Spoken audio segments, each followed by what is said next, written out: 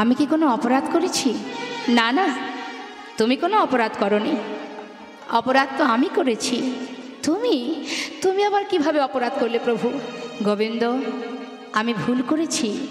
তবে কি ভুল জানো? আমি ভুল করেছি তোমাকে আমার সঙ্গী করে। প্রভু, হে তুমি কি বলছো? আমি তোমার কথা কিছুই বুঝতে পারছি না। আমার কি অপরাধ দয়াময়? বলো প্রভু, কি অপরাধ আমার? গোবিন্দ, তুমি সঞ্চয় করেছো? তুমি দুটো হরিতকে ভিক্ষা করে একটা নিজের কাছে সঞ্চিত করে রেখেছো। গোবিন্দ, আমার সঙ্গী হয়ে তুমি আমার উপরে নির্ভরশীল হতে পারোনি, তাই তুমি সঞ্চয় করেছো। তুমি সঞ্চয় বাসনা তোমার মন থেকে এখনো যায়নি গোবিন্দ। তাই যারা সঞ্চয়ী হয়, যারা সঞ্চয় করে, আমি তাদের সঙ্গ করি না। আমি মনে করি আজ থেকে তোমার মুখ দর্শন করা উচিত নয়। না না দয়াময়,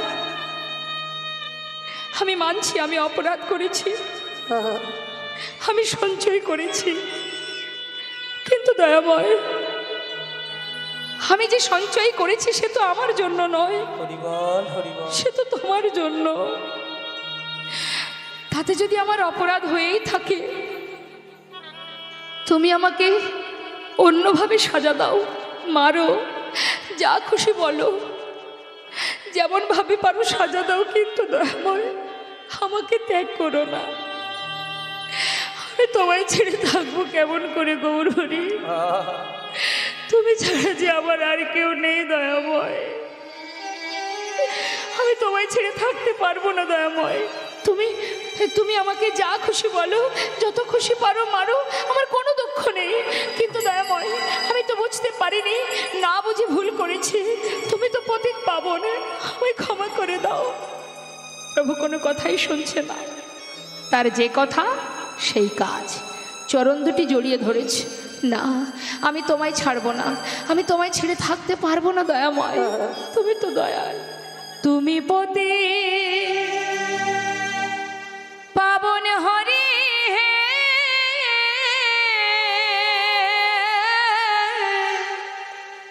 তুমি যেও না চলে, কৃপা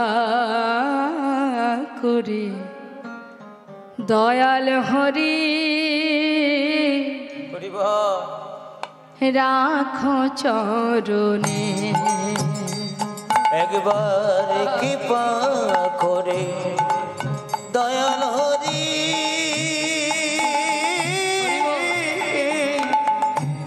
রাখো চরণে। শুনেছি তুমি নাকি দয়াল শিরোমণি, কৃপাময় শুনেছি তুমি নাকি দয়াল শিরোমণি। শুনেছি তুমি নাকি দয়াল শিরোমণি, কৃপাময় শুনেছি তুমি নাকি দয়াল শিরোমণি। নাম প্রচারিতে এলে তুমি প্রেমের খনি, ঠাকুর তুমি প্রেমের খনি, ঠাকুর তুমি প্রেমের খনি। দিবানিশি রয় আমি তোমার শরণে, দিবানিশি রই আমি তোমারি শরণে। কৃপা করে দয়াল হরি রাখো চরণে। গৌরী হে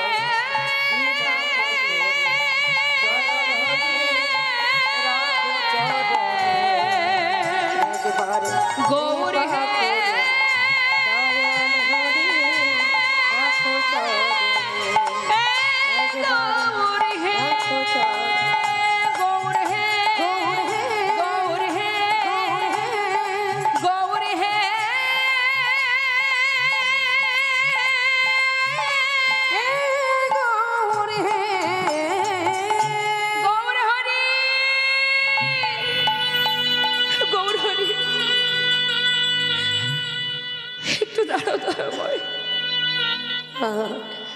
একটা কথা শুনে যাও প্রভু গো,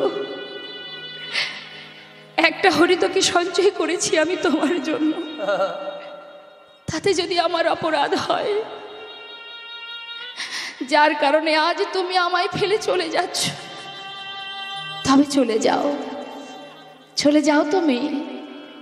আমি চাই না, আমি চাই না তোমার সঙ্গী হতে চলে যাও, তবে যাওয়ার আগে তুমিও শুনে যাও। দয়াময়, এই অগ্রদ্বীপের মাটিতে দাঁড়িয়ে আমি তোমায় কথা দিলাম,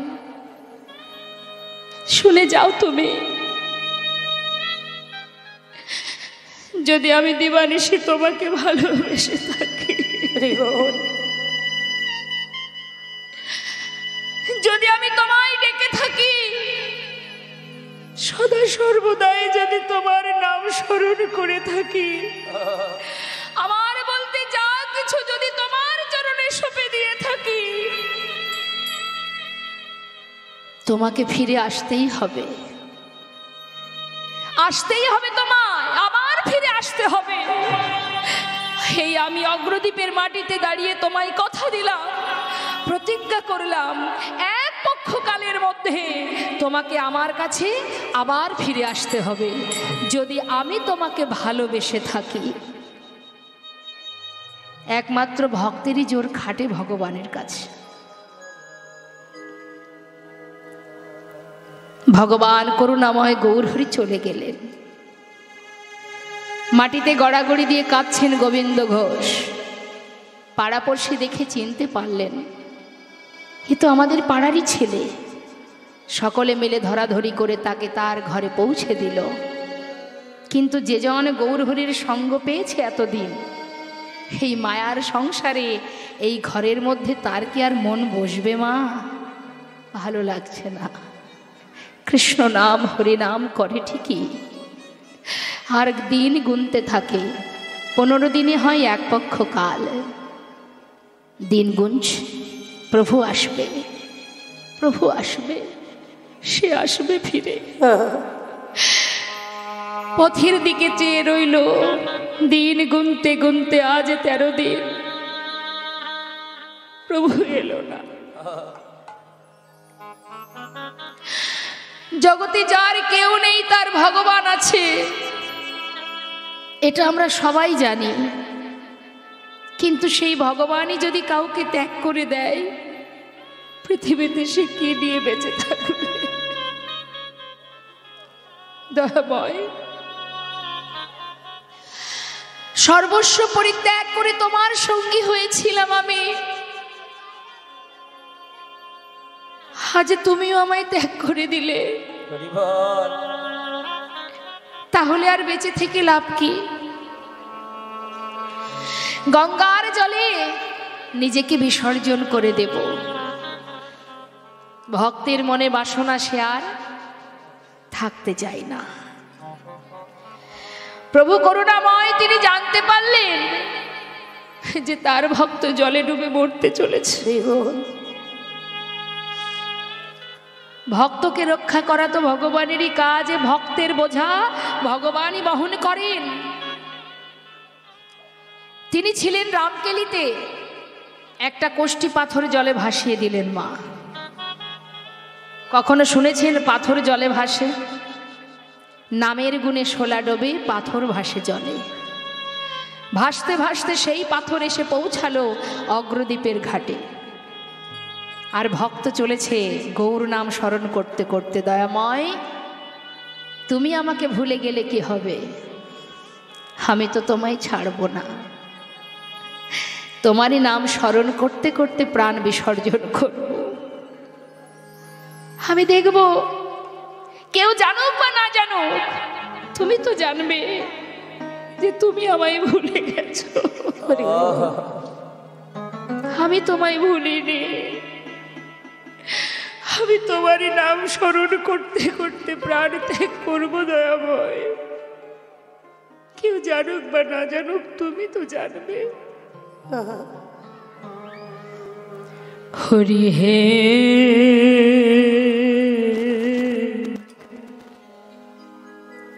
বলো আমার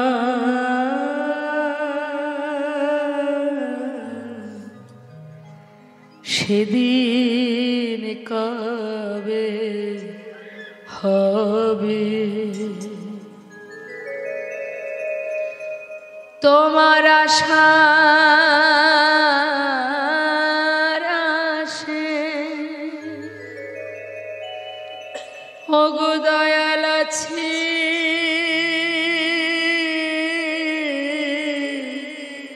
বসে তোমার আশার আশে দয়াল আছি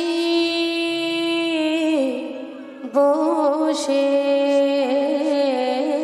বলো বলো কবে চরণ দেবে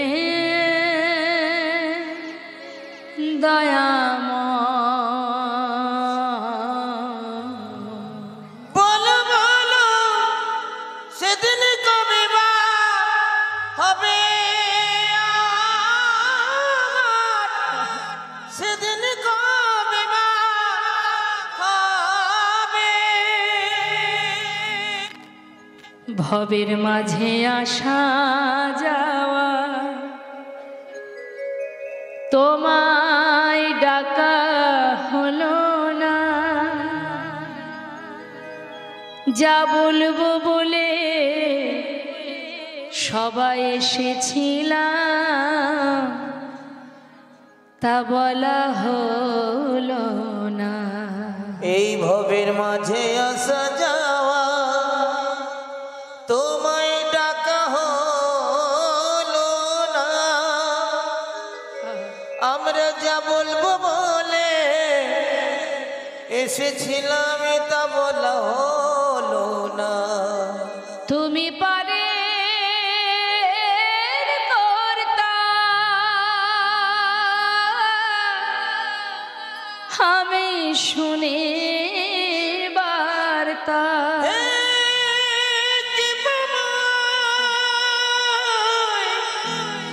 তুমি করুণা আমায়। তুমি পারে কর্তা আমরা শুনি বার্তা বলো বলো দয়াল কবে পার করিবে আমাদের বলো বলো নিতাই গৌর হরিব সেদিন কবে বা হবে আমার? সেদিন কবে বা হবে? কাছে ভক্ত গঙ্গার জলে নামছে আর ডাকছে প্রভু গো কবে আসবে সেদিন কৃষ্ণ নামে কাঁদিবে কবে আমার পোড়া মন ওই না কৃষ্ণ নামে কাঁদবে কবে আমার পোড়াম কৃষ্ণ নামে কাঁদিবে কবে আমার পোড়া মন ওই না কৃষ্ণ নামে কাঁদবে কবে আমার পোড়াম কবে যাব বিষয় ছেড়ে কবে যাব বিষয় ছেড়ে আমরা কবে যাব বিষয় ছেড়ে কবে যাব বিষয় ছেড়ে মধুর বৃন্দাবন ওই না কৃষ্ণ নামে কাঁদবে কবে আমার পোড়াম ওই না কৃষ্ণ নামে কাঁদবে কবে আমার পোড়াম কৃষ্ণ আমার কালো সোনা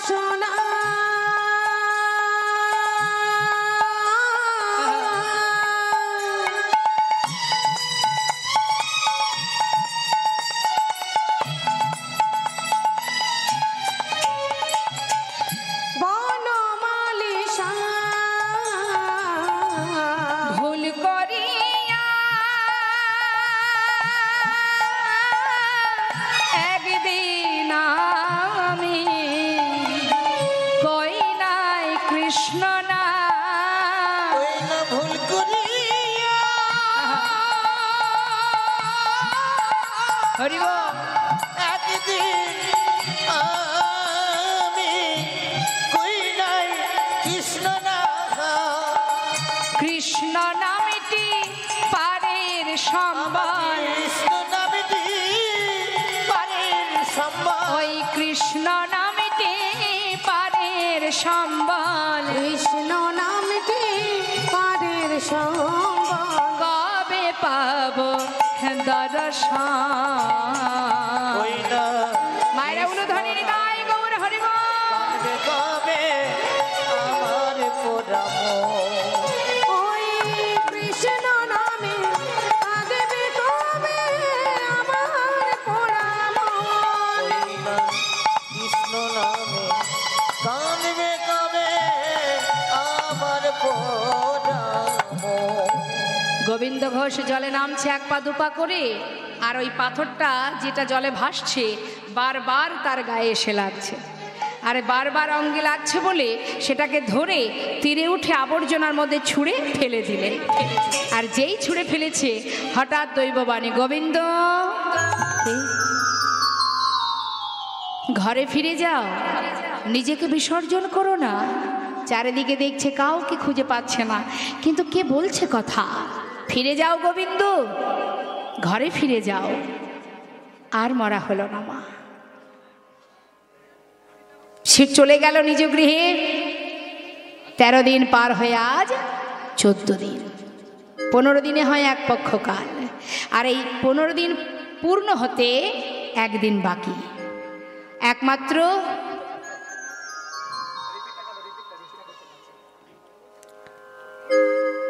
ভগবানের সাধ্য নেই, ভক্ত যদি ডাকার মতো ডাকে তার সাধ্য নেই দূরে থাকার।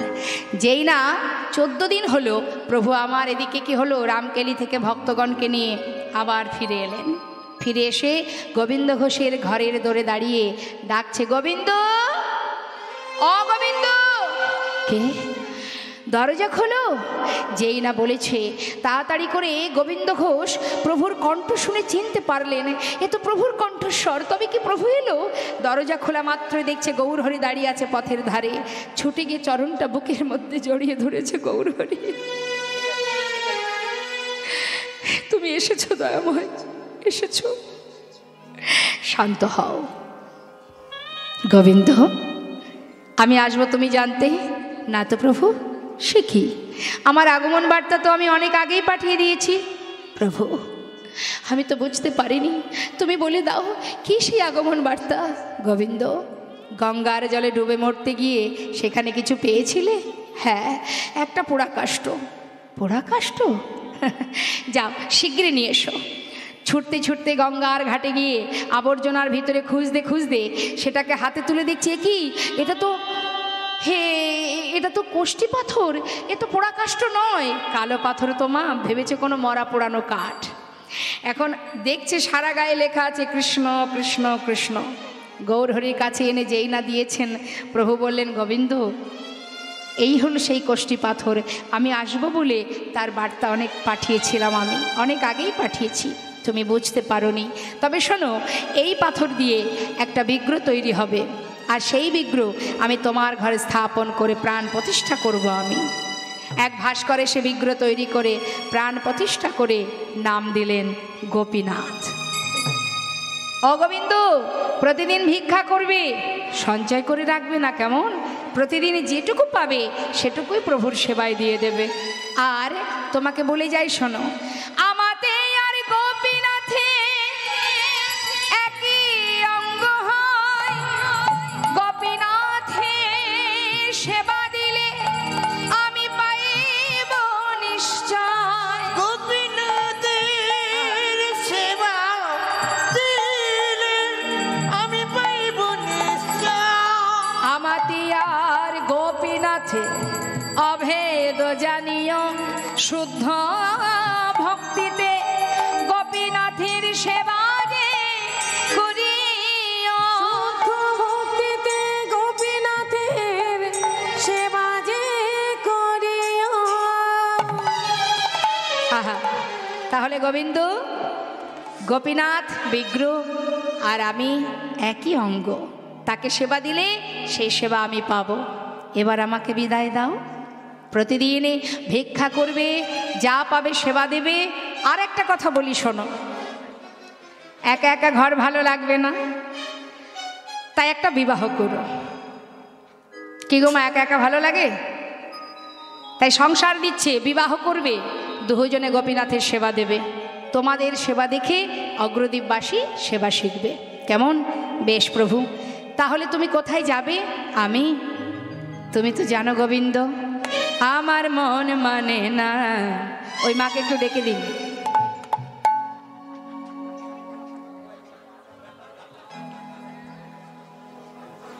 আপনার ঘুম দেখে আমারও তো ঘুম পাচ্ছে, বুঝতে পারছি। বসে থাকলে খুব কষ্ট হয়, কাজ করলে ঘুম পায় না। কি ঘুম আসে? বসে থাকলে ঘুম আসে। কর্ম করতে হয়। সংসারে যেমন সারাদিন ভূতের কর্ম করি না মা, ওটা কিন্তু ভূতের কাজ যেগুলো করি সংসারে। এটা আমার কথা নয়, শাস্ত্রেই বললেন। কি বললেন? বললেন আমরা সংসারে যে কর্মগুলো করি সেটা হলো ভূতের কর্ম। মানুষও আকার হইলে কি হয়, করহ ভূতেরও কাম, তা না হইলে কখনো কি বলহ কৃষ্ণ না। তাহলে ওই খাটনি যখন আমরা খাটি, আমাদের ঘুম আসলেও রক্ষে থাকে না, তাই না? আর এখানে বসে ঘুমালে হবে?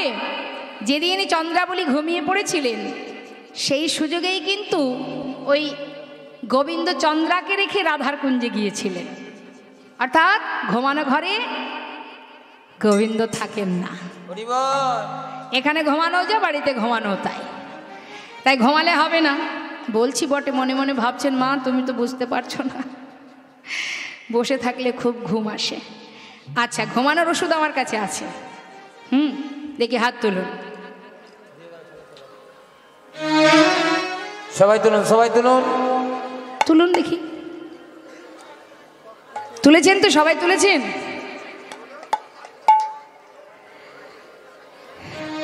যাদের যাদের ঘুম আসছে আগে তারা তুলুন। কি হলো মা? তুলুন, হাত তুলুন, হাত তুলুন। দেখুন, হাত তোলার মধ্যে অনেক উপকার আছে, হাতে তালি দেওয়ার অনেক গুণ আছে। আচ্ছা, হাতটা নামান, আগে গুণের কথাগুলো বলি, তাহলে আরো বেশি কাজ হবে। হাত তুলে হাতে তালি দিলে কি কি উপকার হয়? জোরে জোরে হাতে তালি দিলে কি হয়? আমাদের শরীরে অনেক রোগ সেরে যাবে। এটা ওই যে রামদেবজি বলেছেন না, হ্যাঁ, এটাকে একটা প্রাণায়াম বলা হয়। যদি জোরে জোরে হাতে তালি দেওয়া হয়, শরীরের অনেক ব্যাধি সেরে যায়, এই একটা উপকার। আবার জোরে জোরে হাতে তালি দিলে কি হয়? অলসতা কেটে যায়, জড়তা কেটে যায়। ওই যে হাই উঠছে দেখছেন তো, ওগুলো কেটে যাবে। তাহলে দুটো উপকার। অনেকে দেখবেন আবার হাতে তালি দিতে গেলে বসে বসে হাতে তালি দেয়, কিন্তু কিভাবে দেয়? দেয় না। এই মনে করুন তার একটু টাকা পয়সা আছে, সে কিন্তু জোরে জোরে হাত তুলে হাতে তালি দিতে পারবে না। কেন? একটু সম্মানে বেঁধে যাচ্ছে। কি করে হাতে তালি দেব? লোকে দেখলে বলবে কি? লোকের জ্বালায় সব শেষ আমাদের। খেতে গেলেও লোকের চিন্তা, পড়তে গেলেও লোকের চিন্তা, হরিনাম করতে গেলেও লোকের চিন্তা, তাই না? এখন অনেকে দেখবেন বলে, কিরে কীর্তন শুনতে যাচ্ছিস? অতি ভক্তি চোরের লক্ষণ। আবার দেখবেন অনেকে বলে, এত তাড়াতাড়ি তুলসীর মালা গলায় পড়েছিস, সময় হোক তারপরে পড়িস, এখন পড়লে শোভাটা নষ্ট হয়ে যাবে। কি শোভা? দামি দামি নেকলেসগুলো পরতে পারবো না, তুলসীর মালাই বাধা সৃষ্টি করে, তাই না? তাহলে তুমি জেনে রাখো, যত দামি দামি গহনাই পরো না কেন, সেই গহনার কোনো মূল্য নেই তুলসী মালার কাছে। যে মালা পরলে গোবিন্দ সেবা দেওয়া যায়, তুলসীর মালা ছাড়া আপনি ভগবানের রাজভোগ দিলেও ভগবান সেবা করবেন না, কারণ তিনি তুলসী ছাড়া কোনো কিছুই গ্রহণ করেন না। তাহলে আপনি ভগবানের সেবা দিচ্ছেন, আপনি তার চরণে প্রণাম করছেন, আপনার অঙ্গে কি তুলসী আছে? তাহলে আপনাকেই তো ভগবান গ্রহণ করবেন না। আপনাকে যদি আমার পছন্দ না হয়, আপনি রাজভোগ দিলেও আমি আপনার বাড়িতে খাবো না। ঠিক তদ্রূপ আপনি তুলসীর মালা পরিধান করবেন, তারপরে গুরুগৃহে গুরুর কাছ থেকে মন্ত্র গ্রহণ করুন, তারপরে সেবা দিতে হবে। কারোর কথায় তুলসীর মালা খোলা যাবে না। লোকের কথায় কিবা আসে যায়, মিছে দাগা তুমি পেও না। বিশেষ করে কৃষ্ণচরণে যদি কেউ এগিয়ে যায়, কেমন? তা যার একটু অর্থ আছে সে দেখবেন ওই কীর্তনের আসরে বসে হাতে তালি দিতে গেলে তার লজ্জা করে, এইভাবে হাতে তালি দেয় সম্মানের দিকে তাকিয়ে। কিন্তু তার বাড়িতে তার বাচ্চার যেদিন জন্মদিন হবে সেদিন বাচ্চাকে খুশি করার জন্য মোমবাতি, ঝাড়বাতি ইত্যাদি ইত্যাদি কত কিছু ব্যবস্থা হবে, অগণিত ভক্ত সমাগম হবে, লোকজন আসবে, খাওয়া দাওয়া হবে। আর বাচ্চাকে খুশি করার জন্য দেখবেন তখন জোরে জোরে হাতে তালি দিয়ে হ্যাপি বার্থডে টু ইউ বলবে, কি জোরে জোরে তখন হাতে তালি দেবে। তখন কিন্তু আর সমস্যা হবে না, সমস্যাই হরিনামে এসে হাতে তালি দিতে গেলে। আবার আরও একটা উপকার আছে, সেটা কি দেখবেন কেউ আসে কীর্তন শুনতে আর কেউ আসে গল্প করতে। তাও কি গল্প? পাড়ার খবর নেওয়ার জন্য আসে। এমনি তো বাড়ি থেকে বেরোতে দেবে না, এই দিনই সুযোগ পাড়ার খবর নেওয়া। এই দিদি, আবার দেখবেন পাশে বসিয়ে, মানে যার কাছে পাড়ার খবর পাওয়া যাবে তার পাশে গিয়ে বসবে। এটা আপনাদের এখানে কিন্তু আমি দেখছি না, অন্য জায়গায় আছে এরকম। এখন ওই বসে বসে ওই যে পাশে বসে থাকবে, আপনি মনে করুন মন দিয়ে কীর্তন শুনছেন, সে তো কীর্তন শুনতে আসেনি, সে এসেছে কিছু খবর পাওয়ার জন্য। সে বসে বসে আপনাকে বারবার জ্বালাতন করবে, এই দিদি, এই দিদি, এই এই শোন না, শুনলাম না আমি অমুকের বাড়ির মেয়ে নাকি চলে গেছে। সে হয়তো বললো, আরে বাবা চুপ কর না, পরে বলিস, একটু কীর্তনটা শুনতে দে। কিছু সময় চুপ থাকবে, আবার দেখবেন আপনাকে জ্বালাবে, এই এই দিদি পান খাবি নাকি? সে হয়তো বললো, আহা চুপ কর না, আরে চুপ কর না, কীর্তনটা শুনতে দে। দেখবেন মা, এইরকমও অনেক ব্যক্তি আছে যারা হরিবাসরে বসে নিজে তো শুনবেই না, পাশের জনকে শুনতেও দেবে না। তার ক্ষেত্রে আপনার একটাই কাজ, কথার উত্তর তো দেওয়াই যাবে না, বরং আপনি কি করবেন, কীর্তন শুনতে শুনতে দুহাত তুলে যখন আপনি তালে তালে সাধুগুরুর সঙ্গে মিলে একসঙ্গে হাতে তালি দিয়ে জোরে জোরে হরিনাম করবেন, দেখবেন হয়তো কিছুক্ষণ পরে সে আপনার পাশে আর নেই, চলে যাবে। তাহলে এই ধরনের কীট পতঙ্গ আবর্জনাকে দূর করতে হলে জোরে জোরে নাম করতে হবে, হাত তুলে, হাত তুলে, হাত তুলে। সেই পারবে জোরে জোরে হাতে তালি দিতে যার আত্মার সঙ্গে পরমাত্মার মিলন ঘটে। হরি বল, হরি বল। আপনারা এখানে বসে আছেন আমার কথা শোনার জন্য কিন্তু নয়। আমি যদি আমার কথা বলি আপনারা এক্ষুনি উঠে চলে যাবেন, আমি জানি। কিন্তু যাকে কখনো চোখে দেখেননি তার কথা শোনার জন্য আপনারা এখানে বসে আছেন ঘন্টার পর ঘন্টা। তাহলে আপনাদের বসিয়ে রেখেছে কে? আমি না, কে বসিয়ে রেখেছে? আমার গোবিন্দ। হ্যাঁ, তো একবার তার চরণ স্মরণ করে দেখি গোবিন্দকে কে কে ভালোবাসে। শেষে হাত তুলবেন, হরিবল হরিবল দাই গৌর হরিবল। এবার হাতে তালি দিয়ে সবাই মিলে আমরা গাইব, ছল ছল নয়নে হাসি মাখা বদনে আনন্দ কাননে একবার ভ্রময়নী বা। হাত তুলে হরি বল মনি রে আমার, হরি বল মনে রে আমার, হরি বল মনি রে আমার। হরি বল।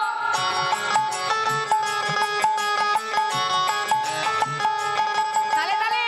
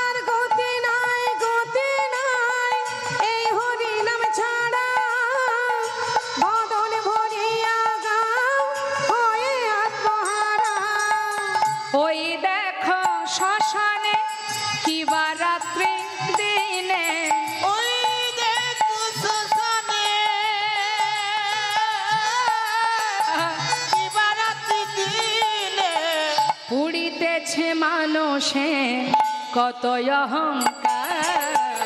হরি বল মনে রে আমার। হরি বল মনে রে আমার। হরি বল মনে রে আমার। হরি বল মন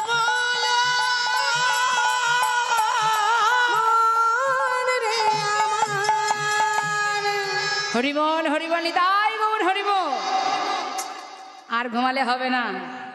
এবার দেখুন কি হলো বাবা, প্রভু তো চলে গেলেন, আর এদিকে গোবিন্দ ঘোষ প্রভুর কথা মতো প্রতিদিন ভিক্ষা করে যা পান দিনে 4 বার সেবা দেন। আসতে ওই যে প্রভু বলে গেলেন বিবাহ করবে, 1 বছর যেতে না যেতেই সুকন্যার সন্ধান পেল, শুভ দিন দেখে শুভ বিবাহ সম্পন্ন করলেন। বিবাহ হলো, স্ত্রীকে ঘরে নিয়ে এলো। সেদিন থেকে ভগবানের সেবা 4 বারের জায়গায় 3 বার হয়ে গেল।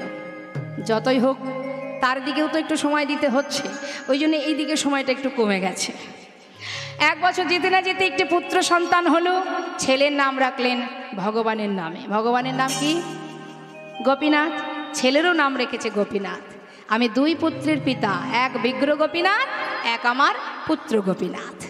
যেদিন ছেলে ঘরে এলো সেদিন থেকে ভগবানের সেবা আরও 1 বার কমে গেল। সংসার বড় হচ্ছে তো, 4 বারের জায়গায় হয়ে গেল দিনে 2 বার। এটা শুধু গোবিন্দ ঘোষ কেন, এটা আমাদেরও হয়। কি হয়তো সংসার যখন বড় হয়ে যায় তখন আর ভগবানের সেবা দেবার সময় হয়ে ওঠে না, নানান কাজে ব্যস্ত থাকতে থাকতে, তাই তো? তা ভগবান যেমন দেন বাবা, তেমন ইচ্ছা করলে কেড়েও নেন। তার প্রমাণ দেখুন, গোবিন্দ ঘোষ দিনে 2 বার সেবা দেন। প্রভু দেখলেন ভক্ত মায়ার বাঁধনে আবদ্ধ হচ্ছে, তাই যেমন মায়া দিয়েছি মায়াকে কাটিয়ে নিতে হবে। হরি বল। কিভাবে কাটাচ্ছেন? সর্বাগ্রে কাটালেন তার স্ত্রীকে। ভিক্ষা করে এসে ডাকছে, মাধবী যা কিছু ভিক্ষা করেছি 2 ভাগ করো, 1 ভাগ রন্ধন করো আর 1 ভাগ রেখে দাও। আমি চললাম স্নান করতে, স্নান করে এসে গোপীনাথের সেবা দেব। স্নান করে এসে দেখছেন কি ভিক্ষার ঝোলাটা যেখানে রেখেছিলেন সেইখানে পড়ে আছে, রান্না হয়নি। কি হলো? এত বেলা হলো এখনো রন্ধন হলো না। মাধবী, ও মাধবী, গেলে কোথায় তুমি? মাধবী ডাকতে ডাকতে ঘরের ভিতরে প্রবেশ করে দেখছেন বিগ্রহ গোপীনাথের চরণে তার স্ত্রী মাধবী উপর হয়ে পড়ে আছে।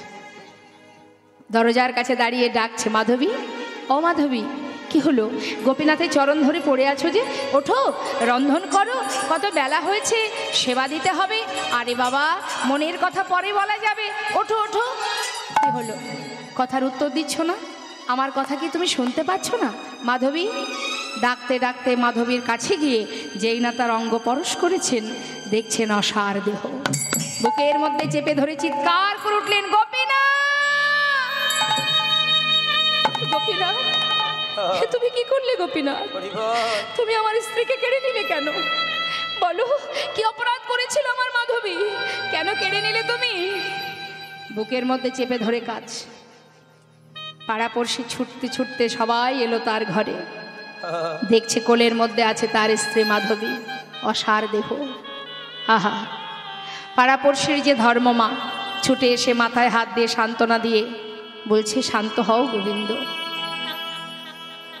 তোমার যদি হতো সে তোমায় ছেড়ে যেত না, হে তারই দেওয়া, যে দিয়েছে সেই নিয়েছে, কেঁদো না, শান্ত হও। তোমার একটা সন্তান আছে, তার চিন্তা করো, তাকে নিয়ে ভালো থাকো। সান্ত্বনা পেয়ে মাধবী শেষকৃত্য করলেন নিজে হাতে। গোবিন্দ ঘোষ শেষকৃত্য করে ছোট্ট শিশুকে নিয়ে, পুত্র গোপীনাথকে নিয়ে তার দিন কেটে যায়। কিছুদিন যেতে যেতে ছেলের বয়স হয়ে গেল 5 বছর। 5 বছরের সন্তান মা বাবাকে চিনতে শেখে, মাঠে গিয়ে খেলা করে। তারই সমবয়সী বন্ধু যারা সন্ধ্যা হবার সাথে সাথে তাদের মায়েরা কোলে করে ঘরে নিয়ে যায়। আর এখান থেকেই তার প্রশ্ন মনের মধ্যে জেগে যায়, সকলের মা সন্তানকে কোলে করে ঘরে নিয়ে যায়, আমার মা কোথায়? 5 বছরের ছেলে ঘরে ফিরে এসে বাবা ভিক্ষা থেকে আসা মাত্রই বাবার কোলে বসে জিজ্ঞাসা করছে, বাবা সকলের তো মা আছে, আমার মা কই? বলো না বাবা, আমার মা কোথায়? আমার মা তো আমাকে খাওয়ায় না, আমাকে আদর করে না, আমাকে ঘুম পড়ায় না, ভালোবাসে না, কোথায় আমার মা? গোবিন্দ ঘোষ সন্তানকে বুকের মধ্যে জড়িয়ে ধরে বলে, ওরে আমি তো আছি, আমি তোর মা, আমি তোর বাবা। কিন্তু সন্তানের উত্তর তো এটা নয়। একই প্রশ্নে বাবাকে জর্জরিত করে, বলো না বাবা, মা কোথায়? বাবা আমার মা কোথায়? সহ্য করতে না পেরে বললেন, মা, মায়ের কথা জানতে চাস? তবে যা, মন্দিরে যে আছে ওর কাছে গিয়ে জিজ্ঞাসা কর। ছোট্ট ছেলে বাবার কথাটাকে বিশ্বাস করেছে। যেই না বাবা স্নান করতে গেছে, ঠিক তার পরের দিন দুপুরবেলা ধীরে ধীরে মন্দিরে প্রবেশ করে বিগ্রহ গোপীনাথের পাশে বসে পুত্র গোপীনাথ করজোড়ে বলছে, গোপীনাথ, বাবা বলল তুমি নাকি জানো আমার মা কোথায়, বলো না আমার মা কোথায়? ও গোপীনাথ, আমার মাকে তো আমি দেখতে পাই না, সে কোথায় আছে? গোপীনাথ বলে দা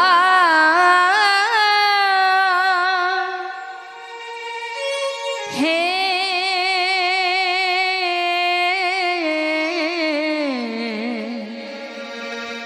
গোপীনাথ,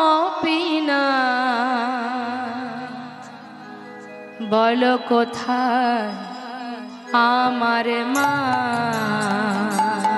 বলো কোথায় আমার মা? বলে দাও হে গোপীনাথ, বলো কোথায় আমার মা? ডাকি আমি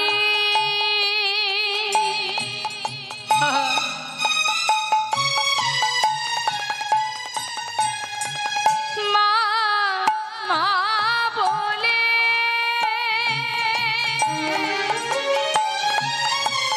মা যে আমায় নেই না কোলে।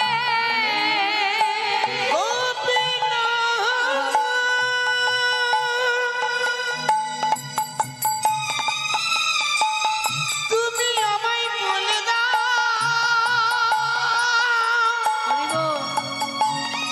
কোথায় আমার মা আছে? আমার মা ছাড়া প্রাণ বাঁচে না,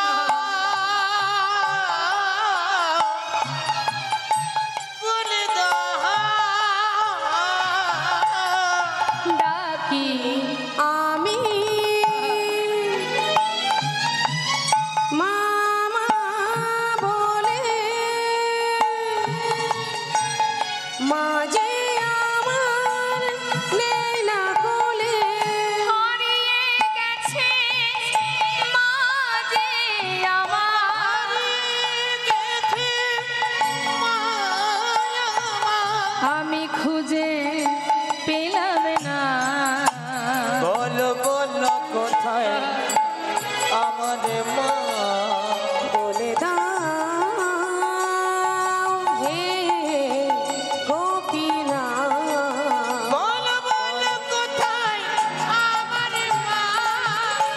বলো কোথায় আমার মা? গঙ্গা থেকে স্নান করে নিজের পুত্রকে ঘরে এসে নিজের পুত্রকে ডাকছে, গোপীনাথ। সব মাতা পিতাই সন্তানকে ভালোবাসে। ও গোপীনাথ, কোথায় গেলি বাবা? আয় আমার কোলে আয়, কত সময় তোকে আমি দেখিনি। ডাকতে ডাকতে ঘরের ভেতরে প্রবেশ করে দেখছে তার পুত্র কাঁদছে। কোথায়? বিগ্রহের সামনে বসে। ছুটে গিয়ে সন্তানকে বুকের মধ্যে জড়িয়ে ধরলেন। ওরে কাঁদিস না বাবা, কাঁদিস না। ওরে ও কোনোদিন তোকে বলবে না তোর মা কোথায়। আমি বলছি, আমি তোর মা, আমি তোর বাবা। ওরে আমাকে মা বলে ডাক, আমাকে বাবা বলে ডাক। আমি কোনোদিন তোর কোনো কষ্ট রাখবো না রে। তুই যদি কাঁদিস আমি কোথায় যাব বল? আমি তোর কোনো দুঃখ রাখবো না। তুই আমাকে মা বলে ডাক, আমাকে বাবা বলে ডাক। বলতে বলতে হঠাৎ পুত্রের মুখের দিকে তাকিয়ে দেখছে তার বদন থেকে ঝলকে ঝলকে রুধির ঝরছে। চিৎকার করে ডেকে, গোপীনাথ! গোপীনাথ, তুমি তো আমার স্ত্রীকে কেড়ে নিয়েছো। আমি কিচ্ছু বলিনি তোমার। তুমি আমার সন্তানকে কেড়ে নিও না। ও ছাড়া যে আমার আর কেউ নেই। কেড়ে নিও না।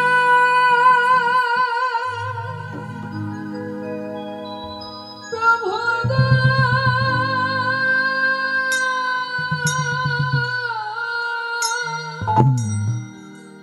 তুমি কেড়ে নিও না। তুমি যে ব্যথারি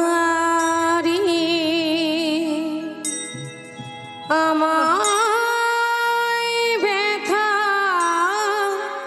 দিও না। দিলে যদি পুত্র মরে,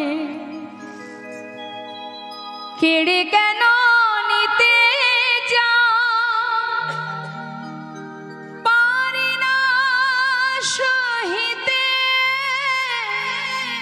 প্রভু,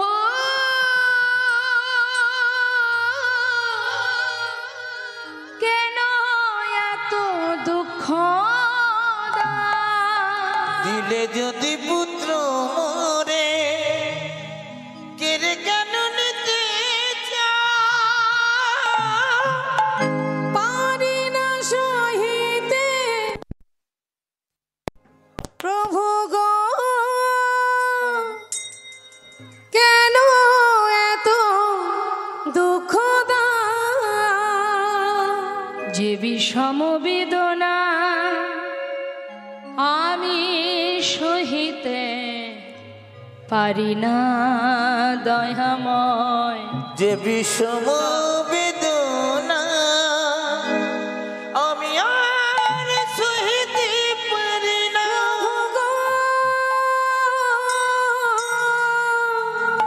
সহিতে পারি না।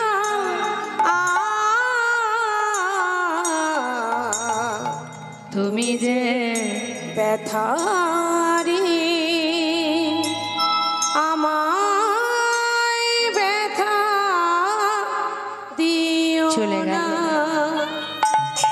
চিরতরে পিতার কোলে সন্তান প্রাণ হারালো মা। মৃত সন্তানকে নিজে হাতে করে নিয়ে গঙ্গার পাড়ে মাটি খুঁড়ে সন্তানের সমাধি দিল। সমাধি দিয়ে গঙ্গা থেকে স্নান করে শুদ্ধ বসন পরিধান করে বিগ্রহ গোপীনাথের সামনে এসে বললেন, গোপীনাথ, এত নিষ্ঠুর হলে কেমন করে? কেড়ে নিলে তুমি, তুমি কেড়ে নিলে দয়াময়। তবে তুমিও শুনে রাখো, আমি তো তোমার কাছে কিচ্ছু চাইনি। আমার সংসার হোক, আমার সন্তান হোক, স্ত্রী হোক, তুমি তো দিয়েছিলে। তবে দিয়ে যখন তুমি সবই কেড়ে নিয়েছো, আজ থেকে আমি তোমাকে অনাহারে রাখবো। তোমাকে আর সেবা দেব না, আমিও আর কিছু সেবা করব না, কারণ আর আমি বাঁচতে চাই না। কঠিন প্রতিজ্ঞা করলেন মা। একদিন গেল, দুদিন গেল, 3 দিন চলে গেল, আর প্রভুর সেবা দেয় না। ঘরের মধ্যে শুধু ধুলায় গড়াগড়ি দিয়ে কাঁদে আর বলে, গোপীনাথ, কোথায় তুই? ফিরে আয় বাবা, একবার এসে বাবা বলে ডাক। কোথায় গেলি তুই? তুই ছাড়া যে আর কেউ নেই আমার। কোথায় গেলি তুই? একবার ফিরে আয়। 3 দিন হয়ে গেল মা। 4র্থ দিন এলো। ভগবান বিগ্রহের মধ্যে আর থাকতে পারছেন না। ভক্তের কষ্ট সইতে না পেরে বিগ্রহ থেকে সচল মূর্তি ধারণ করলেন। সচল মূর্তি ধারণ করে পুত্র সেজে এক পা দুপা করে ঘরে এলেন। এসে ডাকছে, বাবা বাবা। কে? আমি তোমার পুত্র। আমার পুত্র? আমার পুত্র তো মরে গেছে। কে তুমি? আমি তোমায় চিনি না। আমি আর কারোর বাবা নই। তুমি চলে যাও, আমি তোমায় চিনি না। তুমি কে? বাবা, একদিন তুমি নিজেই বলেছিলে তুমি দুই পুত্রের পিতা। কারোর যদি দুটো সন্তানের মধ্যে একটি মারা যায়, তবে কি বাবা আরেকটি সন্তানকে না খাইয়ে রাখে? হরিবল হরিবল। 4 দিন হলো কিচ্ছু খেতে দাওনি আমায়। আর পারছি না বাবা, কিছু খেতে দাও। ও তুমি এসেছো? কেন এসেছো তুমি? আমার যে আর কেউ নেই বাবা। আমি তো তোমার পুত্র, আমার পুত্র।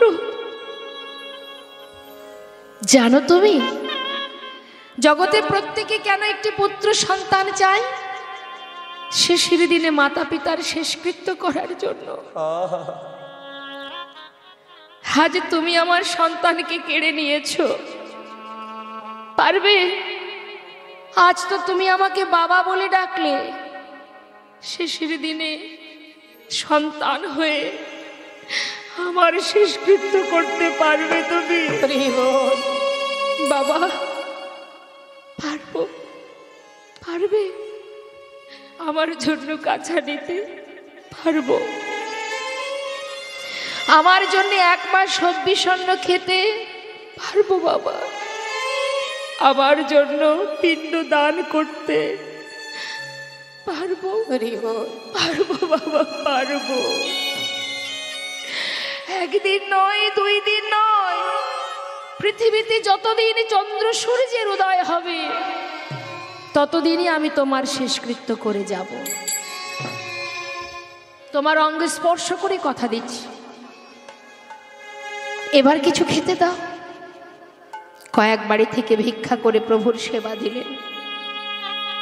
কিছুদিন যেতে না যেতে বাবা গোবিন্দ ঘোষ আর চলতে পারে না, শয্যাশায়ী হয়ে গেলেন। প্রতিদিন ভগবান বিগ্রহ থেকে সচল মূর্তি ধারণ করে পাতা শয়নে, যেখানে শয়নে আছেন গোবিন্দ ঘোষ, তার পাশে এসে শিয়রের পাশে বসে গলাটা জড়িয়ে ধরে প্রভু কাঁদে, বাবা কেঁদো না। তোমার কি কষ্ট হচ্ছে? না রে, কষ্ট কেন হবে? এমন দিন তো সকলেরই আসবে। জানিস আমার অন্তিম সময় এসেছে রে। গোপীনাথ বলো বাবা। আজ কিন্তু মনে নেই বাবা যে ভগবান পুত্র সে যে পাশে আছে। সব কিছু বিস্মরণ হয়ে গেছে। অন্তিম সময় তো মা কিছুই আর স্মরণে আসছে না, ভেবেছে নিজের পুত্র। তাই বলছি গোপীনাথ বলো বাবা, আমাকে একটু চরণামৃত এনে দে না। দেব। প্রভু নিজ চরণামৃত তাকে পান করালেন।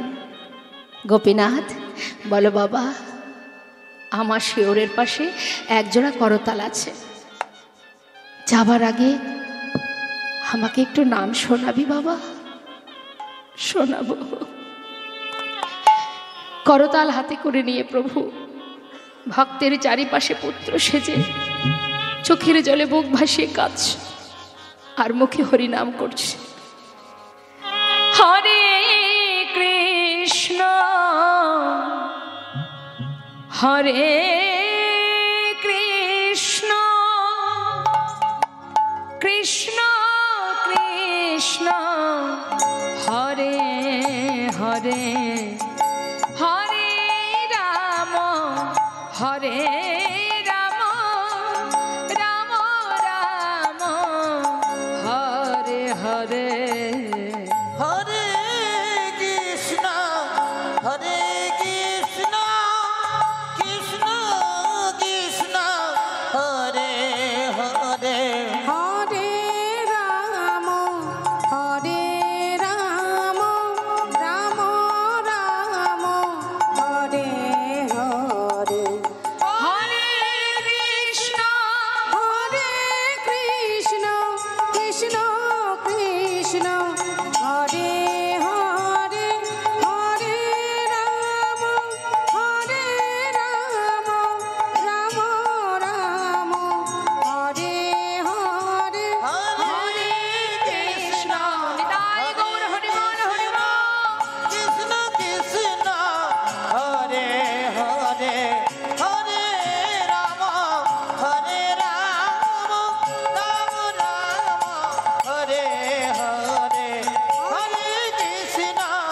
হরে কৃষ্ণ কৃষ্ণ কৃষ্ণ হরে হরে হরে রাম রাম রাম হরে হরে। চলে গেল। নাম শ্রবণ করতে করতে প্রাণ পাখি চলে গেল, কেউ জানলো না। স্বয়ং প্রভু পুত্র সে যে গ্রামবাসীকে বললেন, তোমরা শীঘ্রই এসো, আমার বাবা মারা গেছেন। সকলে ছুটে এসে মাটি খুঁড়ে তারই ঘরে গোবিন্দ ঘোষের সমাধি দিলেন। সমাধির পর মন্দিরের ভগবানের সেবা সে কি আর বন্ধ থাকে? গ্রামের এক পূজারীকে প্রভু স্বপ্ন দেখালেন, পূজারী মন্দিরের ভিতরে প্রবেশ করে আমার রাজবেশ খুলে দিয়ে আমাকে কাছা পরিয়ে দাও, 1 মাস আমাকে হব্যিষণ্ণ করে দিনে একবার সেবা দেবে। চৈত্র মাসে মধুকৃষ্ণ একাদশী তিথিতে স্নান করিয়ে শুদ্ধ বসন পরাবে আমাকে, আমি আমার পিতার পিণ্ড দান করব। যারা অগ্রদ্বীপে গেছেন নিশ্চয়ই দর্শন করেছেন, আজও সেখানে বিশাল মেলা হয় এবং মকর সংক্রান্তি তিথিতে গোপীনাথকে কাছা পরিয়ে গঙ্গার পাড়ে নিয়ে যাওয়া হয়। আজও তিনি ভক্তের জন্য পিণ্ড দান করে যাচ্ছেন। নিজের সন্তান যদি শ্রাদ্ধক্রিয়া করতেন 1 মাস পর একদিন, তারপরে ভুলে যেতেন, কিন্তু যেটা আজও বর্তমান ভবিষ্যতেও থাকবে, যতদিন পৃথিবীতে চন্দ্র সূর্যের উদয় হবে এই ক্রিয়া চলবে। প্রভু আমার পিণ্ড হাতে করে নিয়ে ভক্তের জন্য দান করছেন পিণ্ড। বৈষ্ণব মহাজন বললেন, দেখো যুগে যুগে তুমি এসেছ ধরাতে, রাখিতে তোমারি ভক্তিরি মা। যুগে যুগে তুমি এসেছো ধরাতে, রাখিতে তোমারি এই ভক্তের মা। যুগে যুগে তুমি এসেছ ধরাতে, রাখিতে তোমারি ভক্তিরি মা। ওই না যুগে যুগে তুমি এসেছো ধরাতে, রাখিতে তোমারি ভক্তির মা।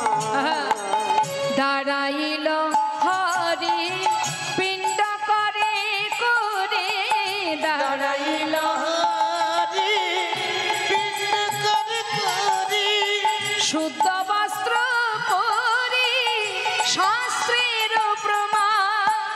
দাঁড়াইল হরি পিণ্ড করে করে, শুদ্ধ বস্ত্র পরে শাস্ত্রের প্রমাণ। আর যুগে যুগে তুমি হৃদয় গৌর হরি বল হরি বল।